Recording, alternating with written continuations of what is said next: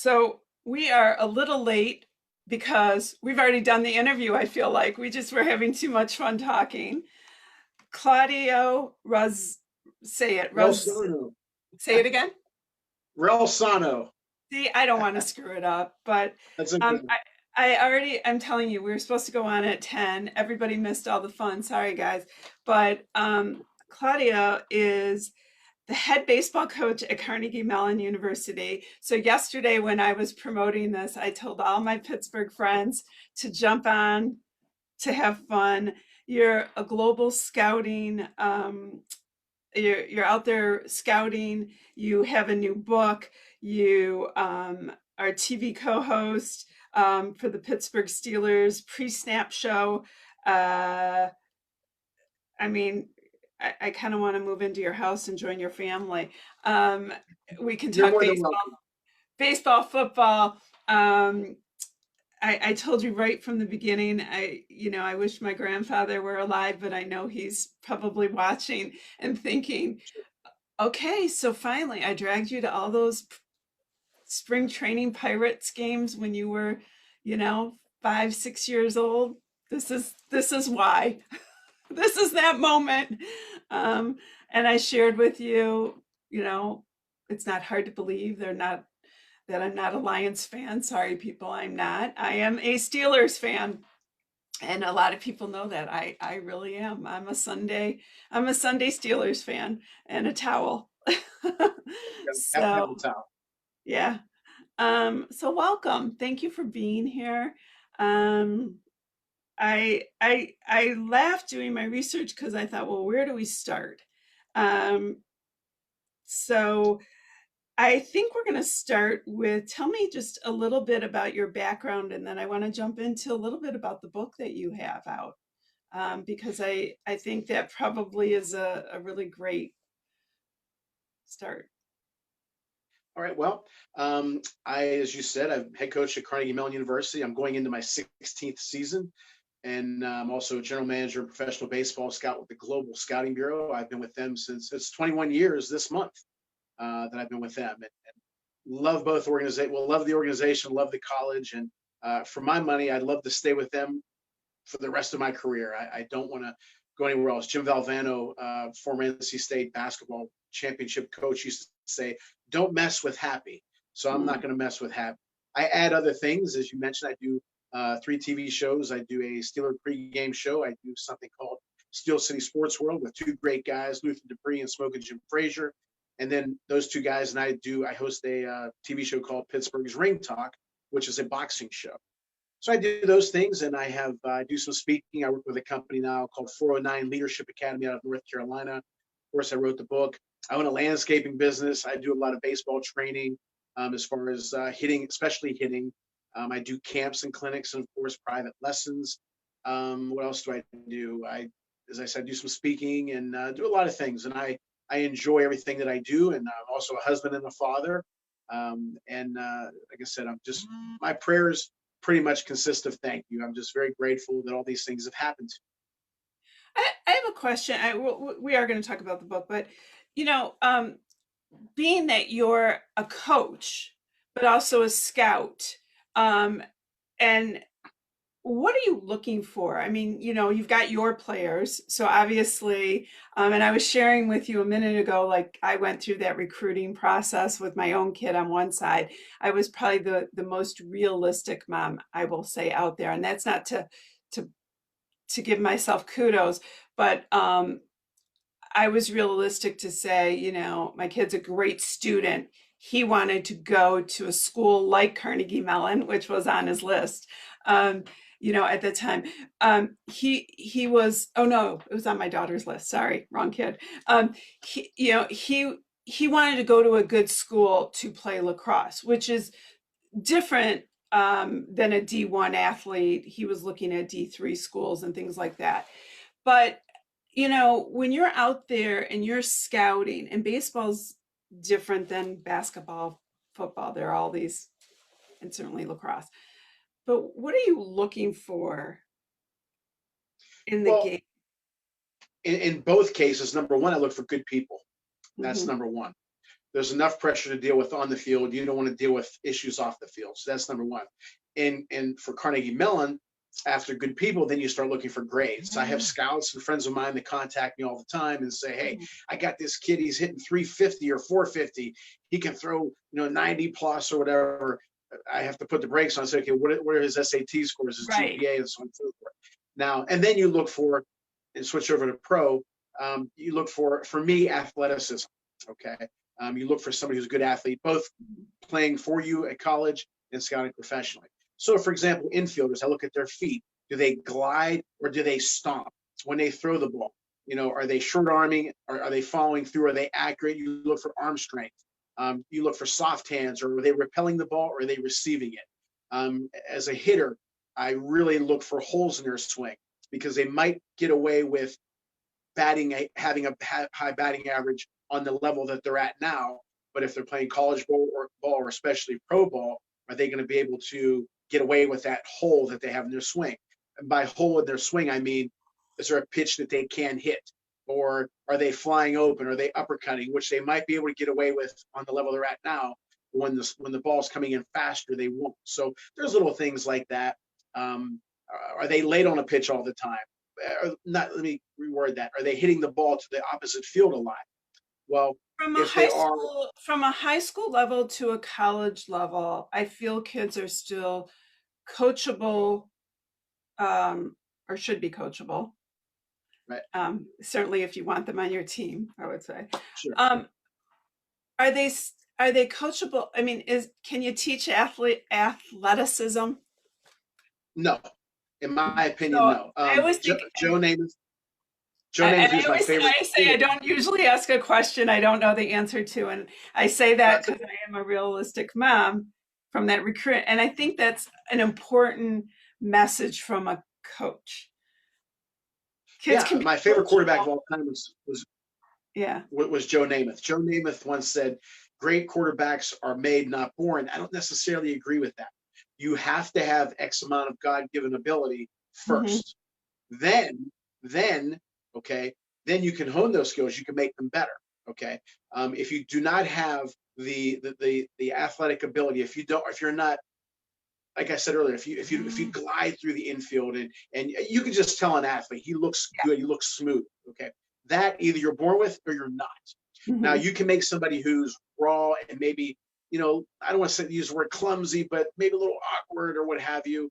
You can make them a little better. It's almost like this. You can make a guy who's terrible you can make a guy who's horrendous and maybe improve him to terrible. That's Okay. about it. Okay, but athleticism, I just do not believe that you can teach. Either you have it or you don't. Again, you can make somebody better with a lot of hard work. And I think that's an important message, that has to start at a young age. I think, there's always a time in the sports world to enjoy sports, be good at it, and also those who then achieve at a different level and Right. onto the professional level.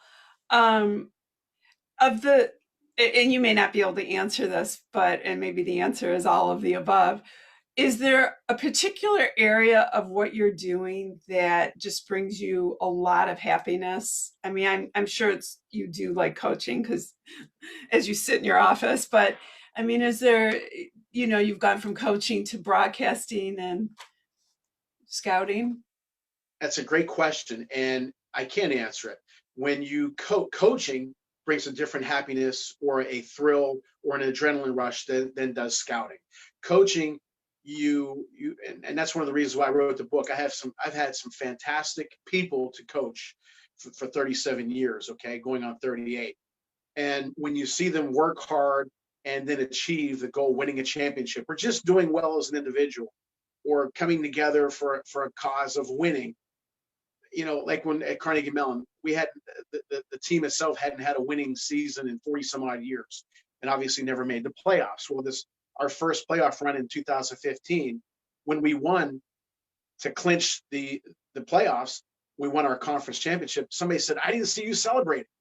They said, "I just seen you raise your hands and you walked." Well, I just watched them celebrating until they Mhm. came to me, because so that's the high there.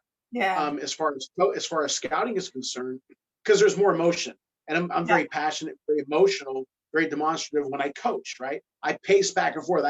My player said, "You got to see how many miles you walk."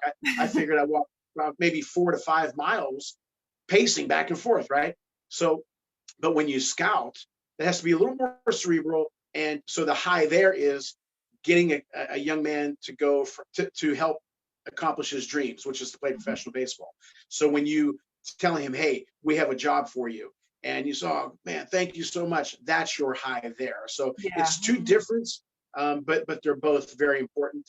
And as far as the shows are concerned, being with, as I mentioned, Luther Dupree and Smoke and Jim Frazier, great guys, and like you and I, prior to the show, we had fun. We have a ton of fun prior to the cameras being on, right? And Right. so that's fun, and of course you want to have impact on people whenever you speak. You want to give good information. So there's three different things. The high of winning, the high of helping somebody achieve his goals and dreams, and then having impact, making somebody smile, giving good information, having fun with the shows.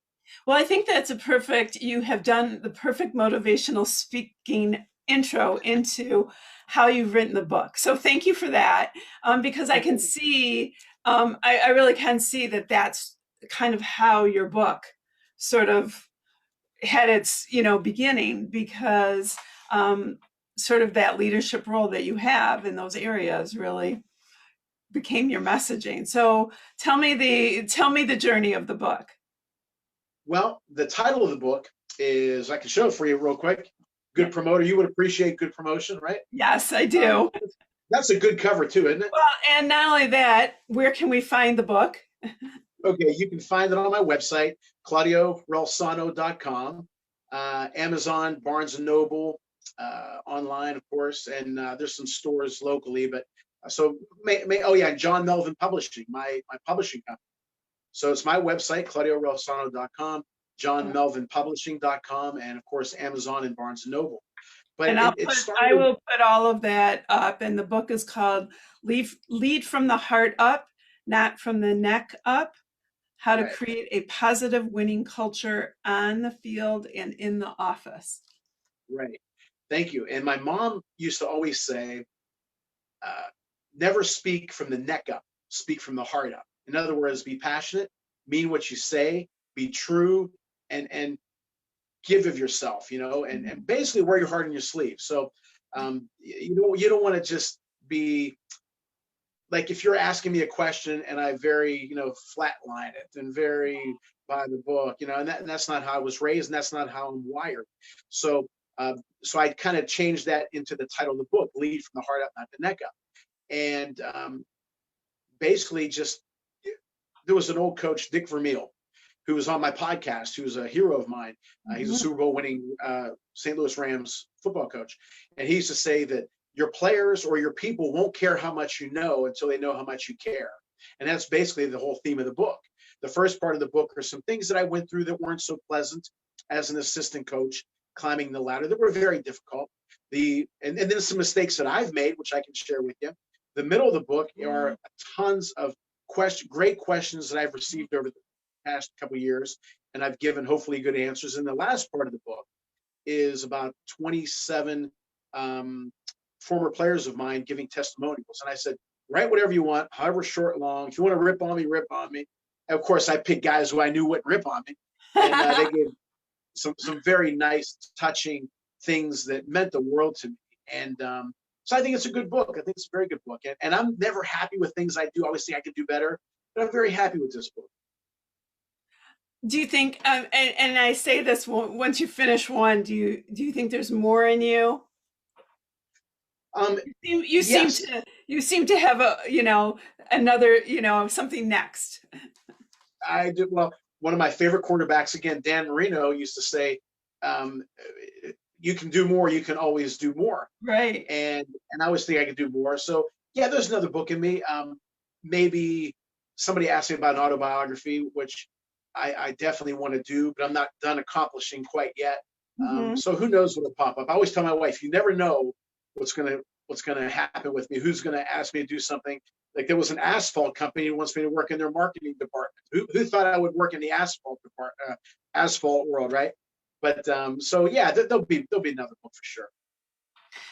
I mean, I love, it's not surprising your motivation as a coach because that is something you have to do. So, my question, and I told you we weren't going to talk politics, the world is doing that, but it's hard not to ask you this question, which is not political, but there's been a pandemic. Um, I'd say one of the worst things about this pandemic is entertainment and sports. And I know in this particular house, um, the lack of sports for at the beginning, I was scared for my own marriage. Yeah, uh-huh. Um, but we're doing well. But sports is very different. It's I keep saying stop piping in the audio. It's weird, and I'm glad you know we they're figuring it out. We're a Big Ten family, so every week it was. I'm alone. Most people know in the Spartans. My whole family are Wolverines, but it's been hard in sports. So as a coach, I'm a fan, and I've had enough. As a coach, how do you keep your players motivated and you know be a cheerleader? It's this is the first time in well, last season was the first time in 37 years that, or really longer, if you really count from 1974, the first time I ever played. So it was that 47 years, I guess, that I was not doing anything in baseball.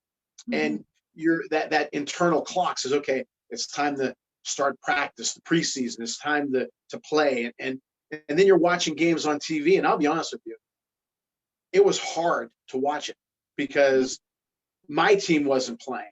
Okay, so that, or even the scouting part of it. We have players to send, but where are you going to send them to? Mhm. Okay, so as far as motivating my players, um, I'm really lucky that my players are very hungry to play.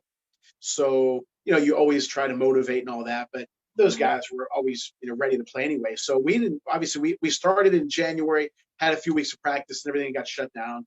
And then Mhm. in October, we were able to practice a little bit, but we had a lot of parameters. We could have a pitcher and a catcher, but no hitter. We could have a pitcher and a batter, but no catcher. You could have a runner at first base with nobody holding him. So it was crazy. But again, my first concern was, and my players know this, it's not about me, it's about Mhm. them. Okay, I'm the one. Like for example, there's an old saying in sports that the game has passed the coach by. I'm sure you've heard that being a Mhm. sports fan. They'll say the game has passed the coach by. I don't necessarily agree with that. I think people pass people by, and you have to make adjustments. Okay, we obviously couldn't practice. Then when we were allowed to practice, some players weren't comfortable just yet coming to practice. I said, okay, I understand. And you respect that. And you play the hand that's dealt. Okay. Mhm. And that's what I do. In life, you play the hand that's dealt. So, that a couple years ago, several years ago, there was a game between the Detroit Pistons, I believe, and the Indiana Pacers. There was a big fight, if you There remember, was? that spilled out in What are you yeah, talking about? Did it did it yeah. go? It went We into the don't we don't stands. talk we don't talk about that here at all. I think you were there. I think I saw you throwing punches. But anyway, It was not so throwing punches, but anytime you mention that game, everybody can see the visuals. yeah, so Larry Bird had a press conference the next day, and he was the head coach of Indiana, and they were really on target to go to the championship segment, and they had a bunch of players suspended. I'll never forget. He had this press conference, and everybody expected this long, drawn out thing, and he said he came to the podium, cleared his throat, and he said, "It happened. We'll deal with it, and we'll move forward." And that was it. So a couple of years ago at CMU, we had some things going on, and I said, "Well, it happened. We'll deal with it. We'll move forward." So one of my players, Brendan McNabb, had shirts made up that said, "Well, it happened. We'll deal with it. We'll move forward." So this I like pandemic that. had happened. We're trying to deal with it, and we have to move forward. So that's basically the message. And whatever pops up, if a player doesn't feel comfortable, then I'll move somebody else who is comfortable to play that position, and I'll respect both players, the player who doesn't feel comfortable and the player who does feel comfortable. And it's so it's up to me to adjust, and I do. And I like that saying, in that sometimes, and I'm in the media, so I get it, that the story goes on and on because the media keeps it in the story, where um, the coach, the players, they need to deal with it. We don't need to, sometimes they're kids and things happen and we just need to deal with it. And sometimes they're professionals who should know better. Yeah, yeah, And those, I was thinking, I think it was last night, Tom Izzo was uh, talking about the MSU basketball team, and he was, doing an interview and just saying that, he was really proud of his team. Like, and like all coaches, it's tough. It's tough to be a student right now and wear a mask, practice, just do all those things. And I have my youngest is in law school. I get it. We all get it. It's tough, and so it's nice to have this moment to talk to a coach and have that perspective, because I think all of us, sports is our entertainment, and these kids, we often my kids laugh at me because something will happen and announcers will say something. I'm like, that's somebody's kid. yeah. Like, I go to that mom place even as a sports fan, or I'll say, like, a kid, someone gets hurt and I'll be like, oh God. And I love when a coach is on a field, and that even the opposite team. I like when there's compassion and Me passion. too. Me too. I think sometimes we forget, compassion and passion. You say It's that part of the there was game. I don't know what happened, but I know I believe it was Sunday. Patrick Mahomes, his mom was upset about something that somebody said. Now here's Patrick Mahomes, who makes $1 zillion a year and is well deserved. He's a great quarterback. He's an NFL MVP, I believe, and a Super Bowl winner, and he's perhaps on his way to winning another one. But his Yeah, mom is still his mom, and she sure. didn't like what somebody said. And I'm with her all the way. You hit it right on the head. Those are Well, somebody's and kids.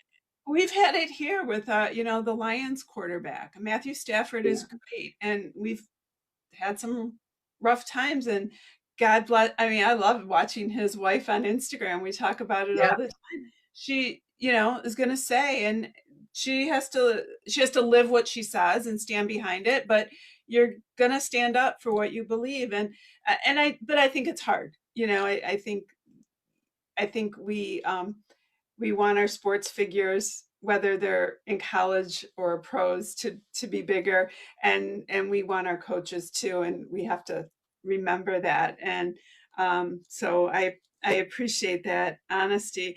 Um, the book, one of the things, in doing the research, I loved about the book, and also about what you talk about, are some of the topics. And I just want to hit one last thing about some of the sure. key topics that you talk about, because I do want people to know that they can call you, and you can, you know come out in a different world or Zoom world, and have you do inspirational and motivational speaking. And I told you about the foundation that I run. And so my brain is actually turning right now for an event. So you and I might be talking, but I'm just going to throw one out that I saw. I love that you do a team building, the 5 pillars of a winning team. And because I think that's great in the business world right now. Um, we're all sort of disconnected. People aren't working necessarily in one place. Somebody just reached out to me the other day and said, hey, a lot of people. I think my company needs some, mental health kind of, team building. And I think that we're seeing a lot of that. And so I love the five pillars of a winning team. And I could see where someone should call you and and have this coach talk to them in there. So I love doing that. And, there's nothing you asked earlier about, again, what the highs are, for lack of a better term, or the adrenaline rush. And whenever you see somebody, I don't want to say struggling, but maybe not where they should be as a team or as an individual, and you can assist them getting from point A to point B. I'm even talking about it right now. I'm getting kind of the shivers. Now, I'll tell you one quick story, and really, the five pillars. But the most mm, important thing. I'm sorry for jumping around, but I'm very I passionate love about it. this. But in real estate, what do they say? The three most important things in real estate are what? Good location, good location, good location. Mhm. Well, the three most important things in business, in team sports, and in life are good people, good people, good people. If you have good people, you have a shot to go all the way. Now, Mhm. we had a very special team a few years ago that that core group won two consecutive conference championships. Okay, well, the third year, um, we got off to a bad start, which happens. Now, when you have a short season like we have a fall season and a spring season. If you have a bad fall season, you're pretty much done in the spring. But we Mhm. got off to a bad start in the fall, and again, in Major League Baseball, NBA, football, not so much. The other sports, you have time to get into a bad rut. Football, you do not. College football, forget it. And college baseball with us, you don't have time. So we got off to a bad start. So we lost this game. And I remember telling the guys, I said, look, we have to win 8 games in a row to have a shot for the playoffs. 8 games in a row. And we had maybe 9 left. Okay. And and they were looking at me, with their mouths open, their eyes like Like this, I am right toothpicks. And now. yeah. And then I simply said, one of the guys kind of, he looked on his face. He didn't say it, but it looked on his face. How are we going to do that?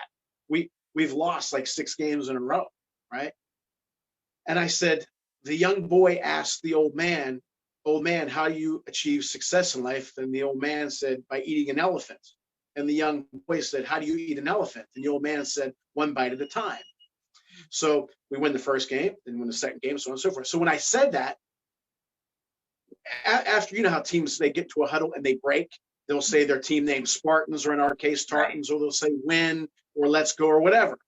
Our guys, and this is, I didn't say this, I didn't tell them to do this. They, after we broke our huddle, they said the word elephants.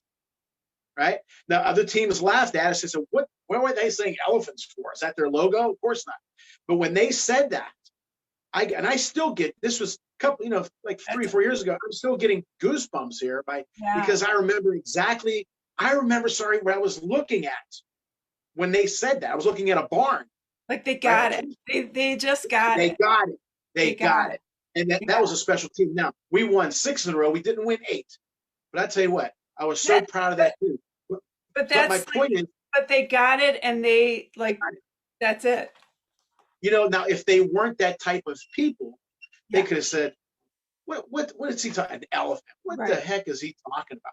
But no, special people, and that's the first thing about team building. And you can have all the great quotes and all the great sayings, and you can be all fired up and passionate. If you do not have the right people that want to be coached, that want to be motivated, and not just hear you, but listen to you, okay, then they will go through a wall. And I have to say, and one of the things in my book, and again, we can talk about some stories or whatever, but if they cared for me and they liked me and they wanted to win for me just as much as I wanted to win for them. They didn't want to let me down. And when we didn't win 8 in a row, we lost that 7th game. They came to me and said, Coach, a lot of them, we're sorry we let you down.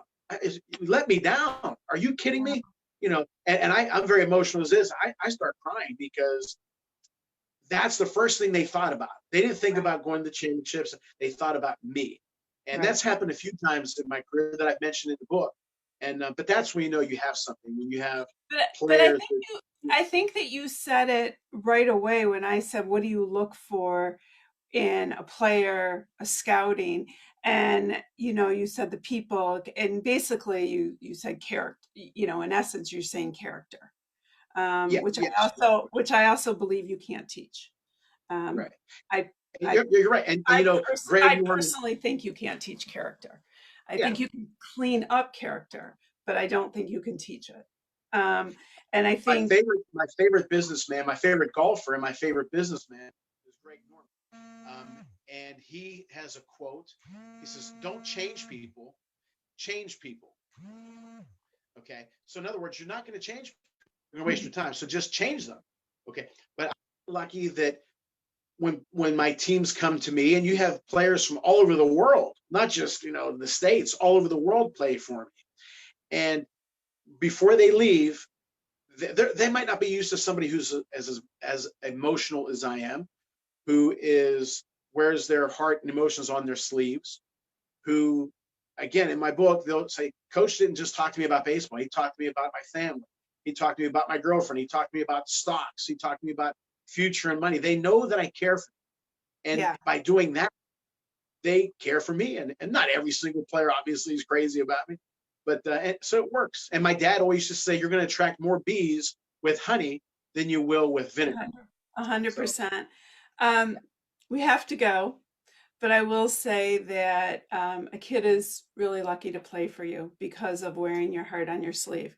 I think that the teachers and coaches make the biggest impact on our kids.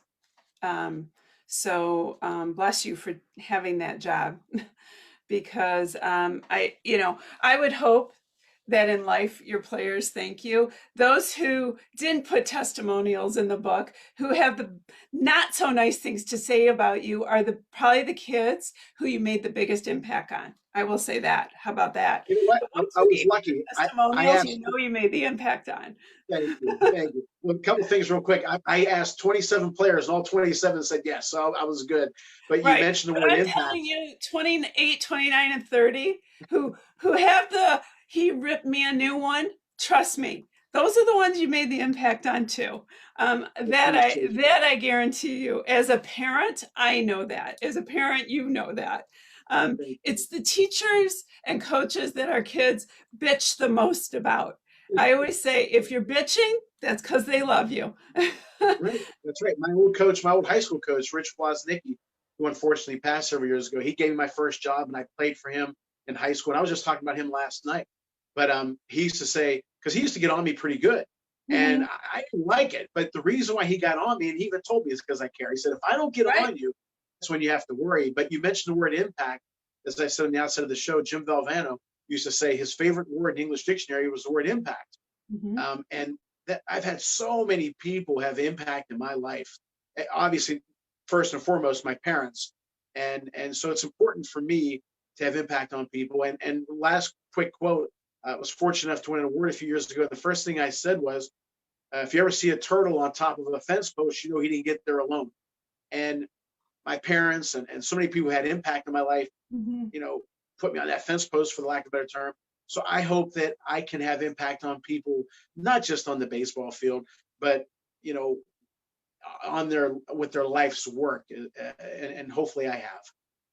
I I would imagine in the short time that I got to meet you, and I have some ideas, so we're going to talk. I would imagine that you have. Um, the book, go to, I'm going to spell it and then I'm going to put it on our post. I'm spelling it so everybody can write it down.